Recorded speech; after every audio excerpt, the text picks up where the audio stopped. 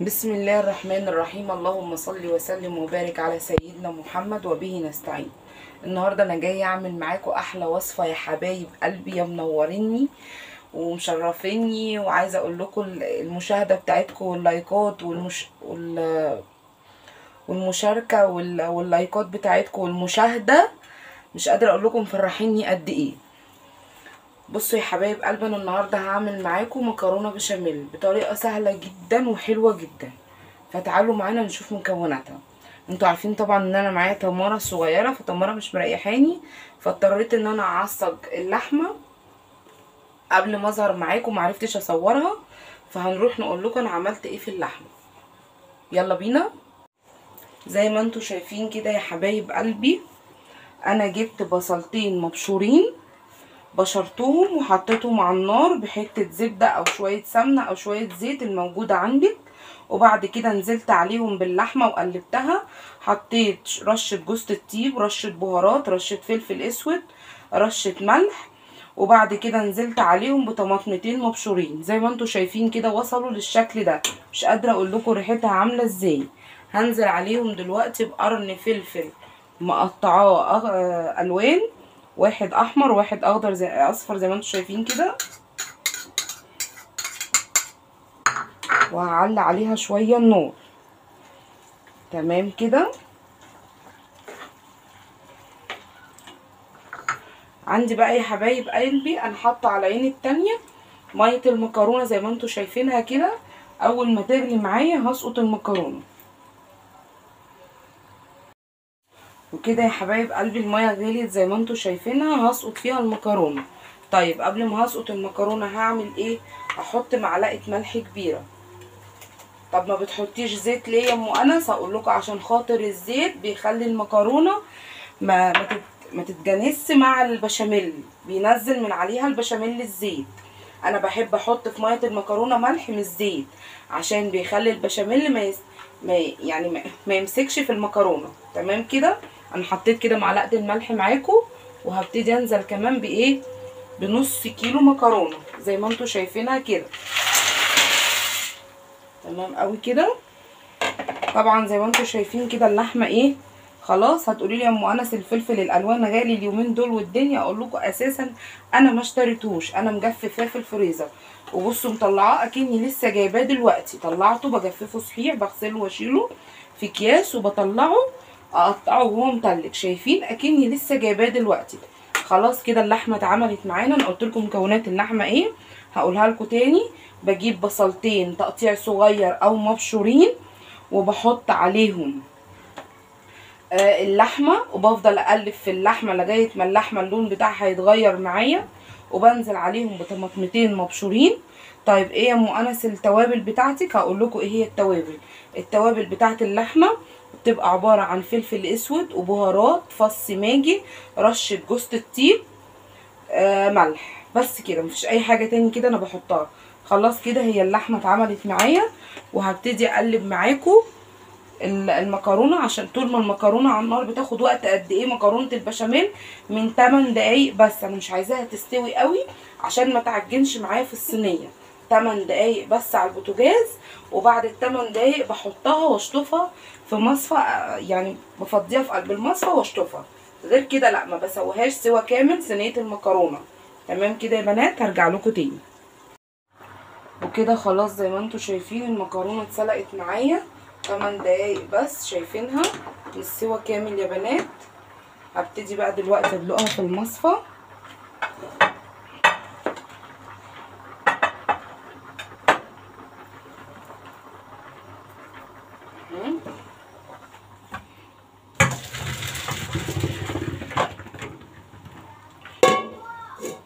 والحله اللي انا عملت فيها المكرونه هجيبها هي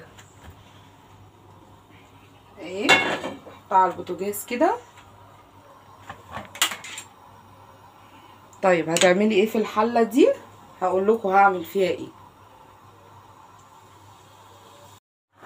وكده خلاص زي ما انتوا شايفين المكرونه اتسلقت معايا 8 دقايق بس، شايفينها مش سوا كامل يا بنات.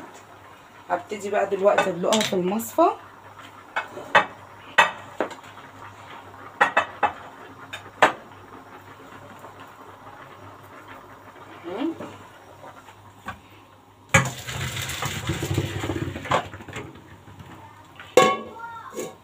والحله اللي انا عملت فيها المكرونه هجيبها هي اهي، احطها على البوتاجاز كده. طيب هتعملي ايه في الحله دي؟ هقول لكم هعمل فيها ايه. بصوا يا بنات، دلوقتي معايا بقى مكونات البشاميل. ايه هي مكونات البشاميل؟ اول حاجه هحط على البوتاجاز كوبايه زيت، وبعد كوبايه الزيت هنزل ب6 معالق دقيق، وتعالوا نشوفوا هنعملهم ازاي. بصوا يا بنات، انا كده خلاص حطيت الحله على النار، هي الحله اللي سلقت فيها المكرونه. هنزل بيها بكوبايه الزيت، زيت سمنه زبده زي ما تحبي، بس انا قلت لكم في اول فيديوهاتي ان انا بحب استخدم زيت الذره في الاكل بتاعي كله. تمام كده. وهنزل على الزيت ب6 معالق دقيق. وعايزه اقول لكم كمان معلومه، ان كل 4 معالق دقيق بياخدوا رتل لبن. كل 4 معالق دقيق بياخدوا رتل لبن. انا حطيت معاكم ايه 6 معالق دقيق. تمام كده. طبعا كده لازما محتاجين دهون تاني زي ما انتوا شايفينها. احط معاكم شويه زيت كمان،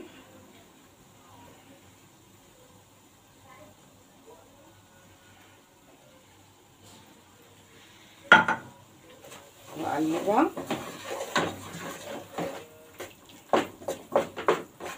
كل ما هتلاقيها مفرفطه معاكي تعرفي ان هي كويسه. لا، لو لقيتوها يعني متكتله كده تعرفي ان هي محتاجه نسبه دهون تاني. بصوا اتغيرت معايا ازاي وفردت ازاي. هشوحها شويه عشان نجاح البشاميل، كمان في تشويح البشاميل في تشويح الدقيق، عشان ريحه الدقيق ما تظهرش معاكي في البشاميل. هشوح شويه كده زي ما انتوا شايفين البشاميل لغايه مثلا ما يدي اللون الذهبي. كل 4 معالق دي بياخدوا رتل لبن. انا حطيت 6 معالق، هحط عليهم رتل ونص لبن.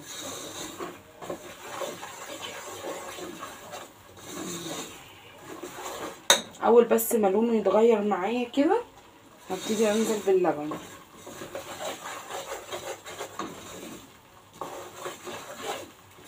وبعدين ايدك فيه، بالذات البشاميل لازم تقلبيه كده وايدك تبقى فيه.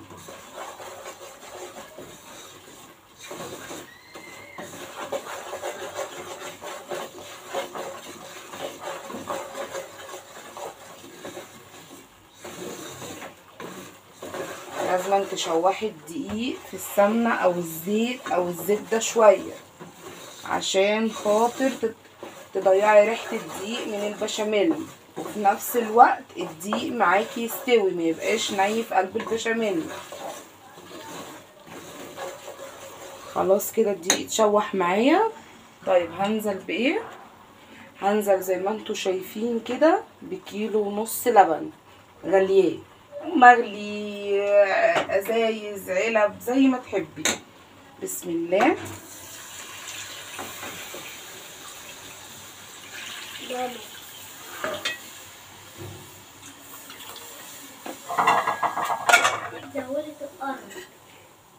وهبدأ اجيب دلوقتي المضرب بتاعي. طبعا خلاص هنستغنى عن المعلقة دي، مش عايزينها. هبدأ اجيب المضرب بتاعي كده واقلب. تمام.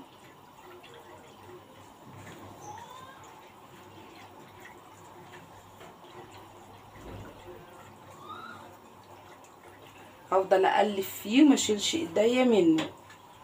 تمام يا بنات. طيب هحط عليه ايه؟ هحط معاه زي ما انتوا شايفين كده مثلثين من الجبنه. مثلثين من الجبنه دول بدل ايه يا ام انس؟ بدل كريمه الطهي. عندك كريمه طهي وعايزه تحطي مثلثات جبنه عادي، بس انا ما عنديش كريمه طهي دلوقتي، فهضطر احط معاكم ايه مثلثين زي ما انتوا شايفينها كده من الجبنه. تمام. هتحطي ايه تاني يا ام انس؟ عندي كمان يا بنات قشطه، شايفينها؟ هنزلها كمان عليها.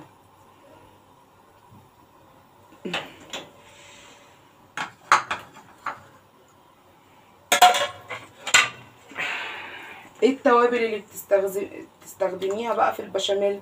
هقول لكم ايه التوابل اللي بنستخدمها في البشاميل. اولا دول مكعبين ماجي ورشه فلفل اسود ورشه ملح وشويه بهارات صغيرين، هم دول التوابل اللي بستخدمهم. هنزلهم كده معاكم.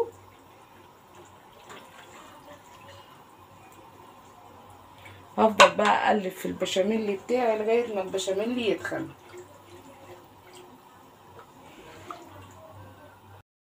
بصوا يا بنات، انا كده رجعت لكم. انا جبت المكرونه اهي زي ما انتم شايفينها، شايفين عامله ازاي، مفرفره ازاي وجميله ازاي. طيب انا ما بحبش المكرونه البشاميل تكون بيضه. طب هتعملي ايه؟ انا كان مؤنس كده، امي ربتني على كده. هعمل ايه؟ هجيب معلقه صلصه، على شويه فلفل اسود، على شويه ملح، على شويه بهارات، على معلقه سكر عشان حمضيات الصلصه، وهنزل بيهم كلهم كده على ايه، معلقه صلصه واحده. عايز يحط اقل، اللي مش عايز يحط دي اضافه ام انس، يعني اللي مش حاببها ما يحطهاش. بس انا ما بحبش المكرونه البشاميل بيضه، بكسر لونها بس. شايفين يا بنات؟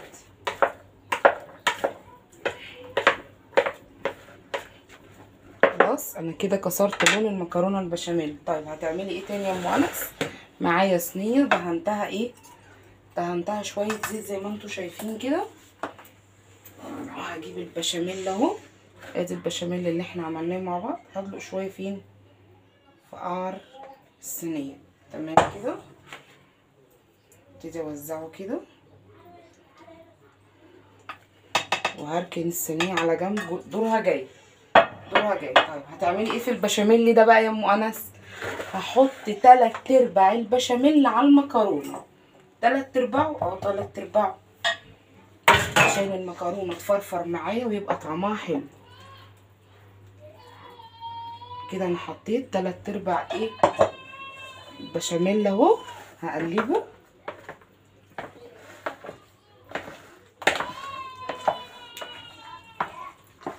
شايفين الجمال؟ البشاميل ما ضفتلهوش اي اضافات ولا شوربه ولا ميه، عملته معاكم بلبن بس. تمام كده.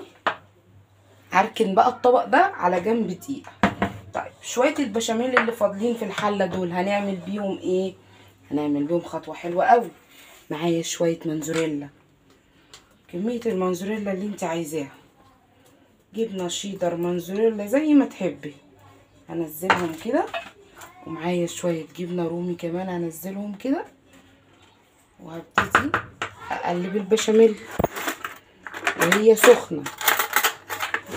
لازم نعمل الموضوع ده والبشاميل اللي معاكي ايه، سخن، عشان الجبنه تسيح ايه فيه. هبتدي اقلبه كده شويه.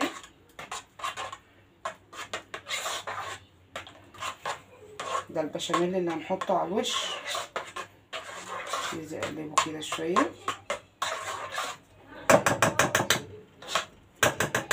تسيح هي مع بعضها.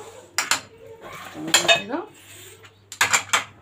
هنجيب بقى الصينيه اللي احنا حاطين فيها شويه بشاميل.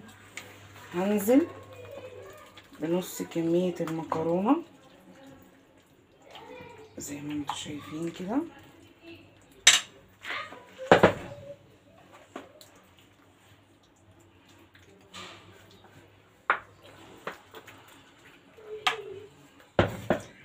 هعدل المكرونه كده عشان تبقى متساويه.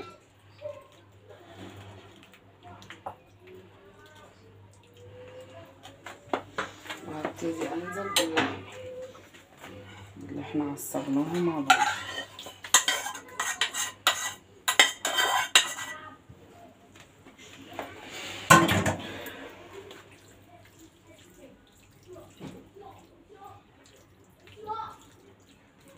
هوزع اللحمه كمان.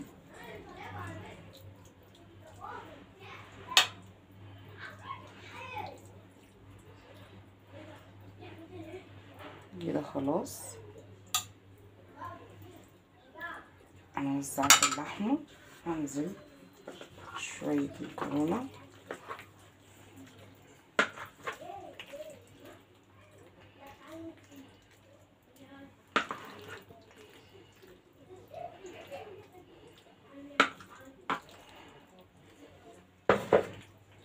هبتدي بقى ارص الصينيه كده زي ما انتوا شايفينها. لازم اغطي اللحمه بالمكرونه.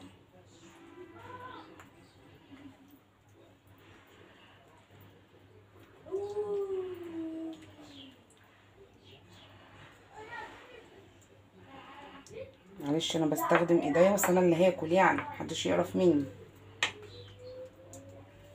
خلاص كده غطيت اللحمه معاكم، هبتدي انزل بالبشاميل اللي انا عاملاه.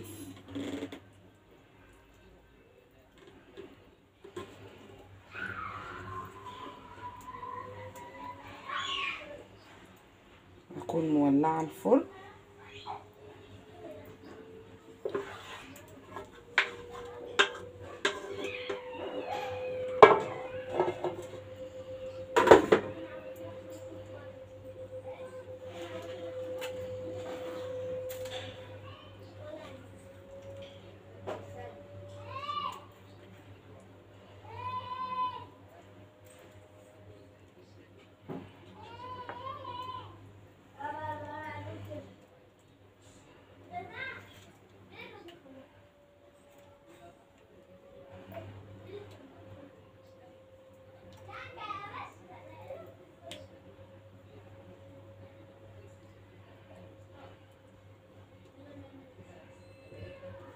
خلاص كده يا بنات، انا كده خلاص عملتها. عشان خاطر بقى الصينيه ما تتحرقش معايا هبتدي ايه امسح الحروف بتاعتها كده.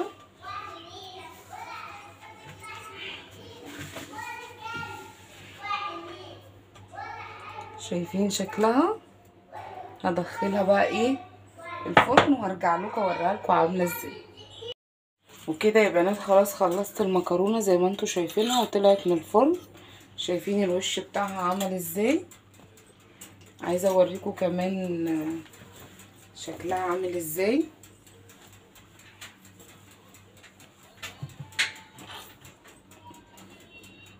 شايفين الجمال؟ شايفين الحلاوه؟ شايفين جمال المكرونه عامل ازاي؟ تحفه. جربوها وقولوا لي طعمها ايه. شايفين جمال المكرونه؟ عايزاكم توحدوا الله وتصلوا على النبي وتعملوا لي لايكات واشتراكات وتقفوا جنبي، انا محتاجاكم قوي جنبي. وصلوا على النبي كمان مره ووحدوا الله، ولا حول ولا قوه الا بالله علي العظيم.